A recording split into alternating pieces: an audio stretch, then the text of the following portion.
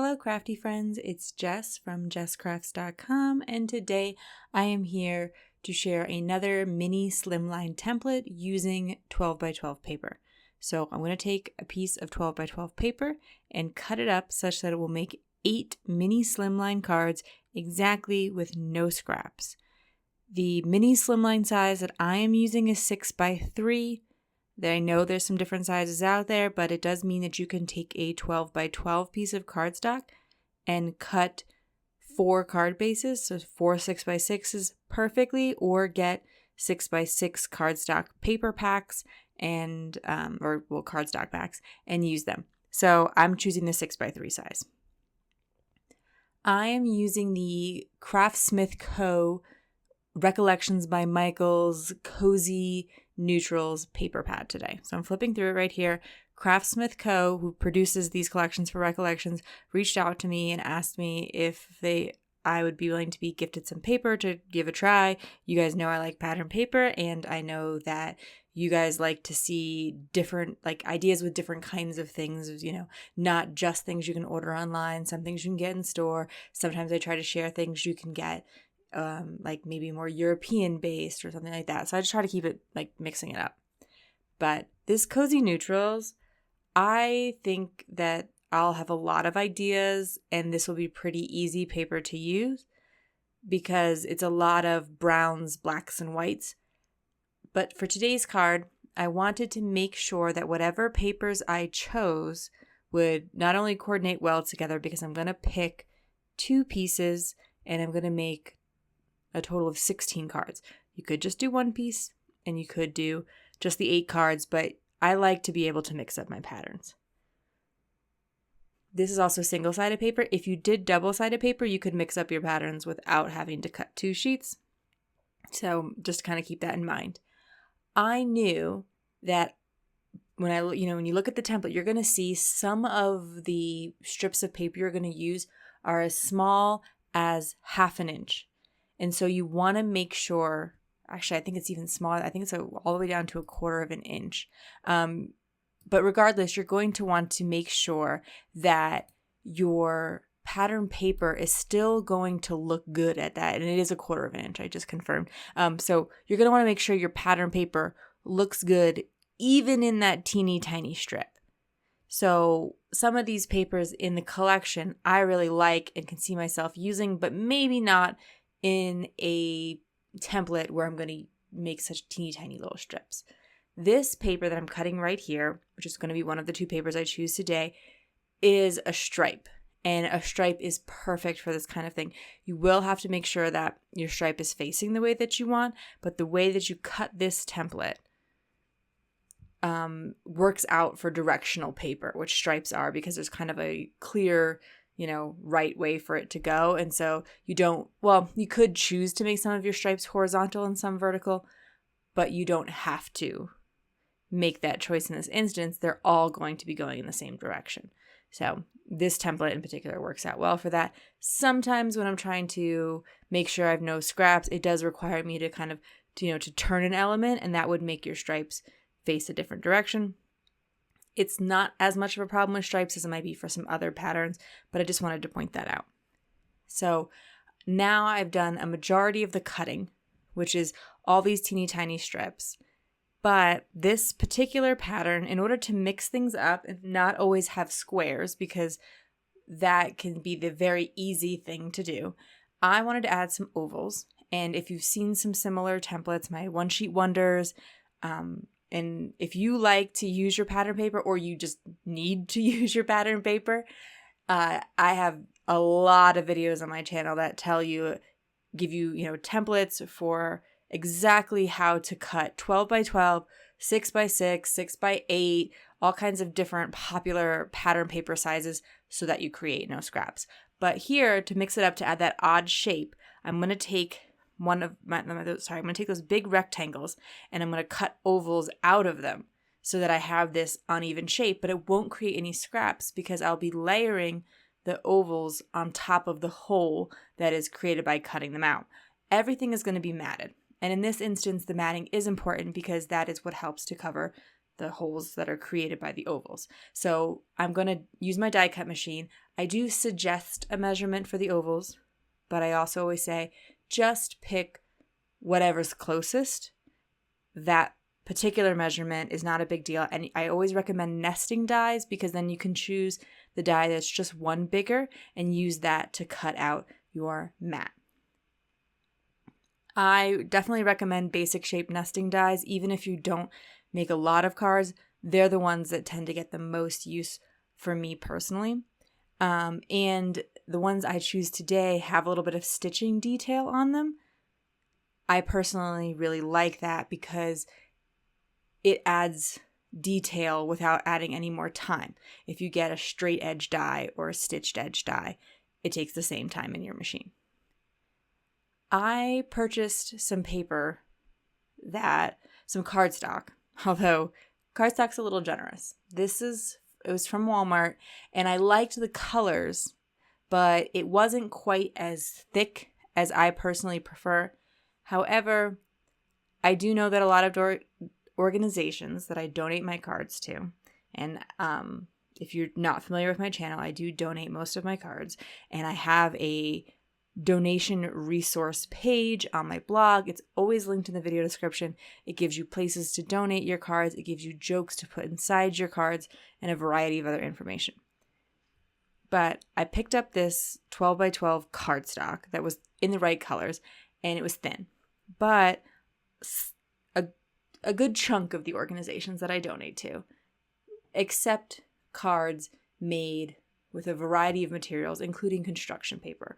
So I knew that my cards wouldn't be terribly out of place if they didn't have that extra thick card base that I would normally like. So I did decide to go for it just because in the past, I've made some of these mini Slimline 12 by 12 videos. I went with the 8.5 by 11 because that is my preferred thickness that I have in my collection. I use the stuff from Recollections, the 110-pound Michaels, but it just created so many scraps. And I just didn't want to keep adding to the scrap pile. I tried all kinds of things to use those scraps. I was cutting all of the extra, matte pieces out of them, but it just, I wound up with a lot of extra. So I did go with that thinner cardstock. Here is where I'm cutting the ovals. So I'm using the smallest oval die and I'm cutting it out of the pattern paper. And then I'm taking the larger oval die and I'm cutting it out of the mat that I will put that pattern paper square on. And as you can see, then it layers up and I cover both holes and I've created a lot less scrap because I've cut the pattern paper and the cardstock out of the center of the pattern paper and cardstock I'd already be using. So hopefully that's clear, makes sense, and is a little tip for you to save a bit of cardstock if that is what you're interested in trying to do. So I also have all the mats cut because I picked one darker color for the card bases and then I picked another lighter cardstock for all of my matting that I made sure coordinated well with each of the two pattern papers that I picked. I will note, because I have a lighter and darker pattern paper, the amount of contrast is certainly different. The dark gray paper pops off the matting a little bit more for sure. But I do think overall having those two to help balance each other out was the right call. I think if I instead create them all with the stripes, it would be a little bit more bland. This adds interest to use two different patterns. I'm going to mat each of my pattern paper strips. The template calls for 1-inch strips, 1/2-inch strips, and 1/4-inch strips, but then they're all matted on cardstock that's a 1/4 inch wider, and this will allow you to create the background that fits on the mini Slimline. Basically, what I tried to do was very carefully line up my first card so that the spaces between each of them was even. I didn't give exact measurements for, put a 1/4 inch between each of your pattern paper stripes, but I took my time with the first card, making sure everything was, pretty well straight, pretty well evenly spaced, etc. And then I used that as a template to lay down all my others. And I think I'll show you a peek at what I mean in just a minute.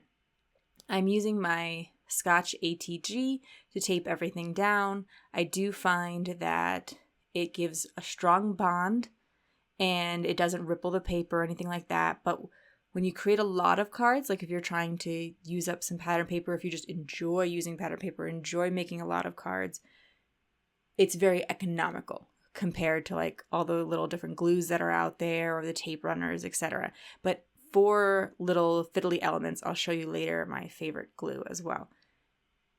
I did find that even though I'm, in theory measuring everything on the same ruler, for whatever reason, this can be a little bit hanging over the edge or a little bit uneven. And if and when that happens, I can either go in with my scissor like I did there to trim off the edge, or you can go back to your paper trimmer and get a really clean edge.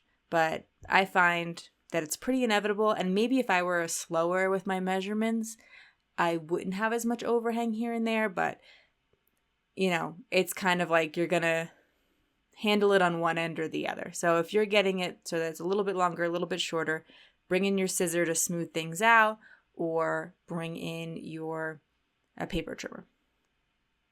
Now, because there's a hole in between the paper, if I were to glue that directly down over the hole, it would look a little bit lumpy. So to smooth things out, I did take a scrap of cardstock and I placed it in the hole. Then I taped my oval on top, and it just gives a slightly cleaner look. I'm going to be die cutting sentiments for these, in part because when you have a really simple card like this, if you die cut the sentiment instead of stamp it, it adds a lot more interest in my experience and opinion. And you'll notice that these are the same dies that I used the last time. So I'm sorry if this doesn't seem that revolutionary in terms of but I'm mostly trying to focus on showing you a new template. But I'm always throwing these tips in and sharing these kind of things because not everybody watches every video. Anyway, I wanted to make sure that I could make a bunch of sentiments because, again, I'm making 16 cards and I'm gluing 2 layers of each word die together. So if I only picked one word, then I would have to die cut it 32 individual times. Instead, I picked 2 different hellos, a hugs and an hola, a hello in Spanish, die, so that I could die cut 4 different words at once, and it really cut down on my overall time with that. Here I'm showing you how I would use the paper trimmer instead, which is faster and what I would generally recommend if you weren't making just one card.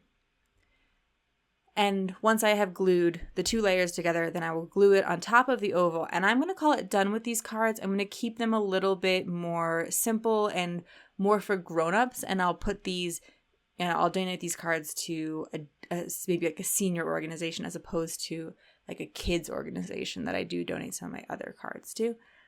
And basically that's it for my video today. I hope you found this video helpful. If you liked it, please give it a thumbs up, leave me a comment, or share this video. If you'd like to see more videos about how to use your supplies, such as One Sheet Wonder tutorials, please subscribe and click the bell to get notifications. I will link all the products that I can in the video description and link you to my blog where you can download any of the templates or get more information about anything I mentioned. I also did want to remind you, this pattern paper was gifted to me, and so that was from Craftsmith Co. And I just want to make sure that I'm being honest with you guys there and nobody thinks that anything different. For even more inspiration, come find me on Instagram or check out these 2 videos here at the end. Thank you so much for watching and have an amazing day. Bye.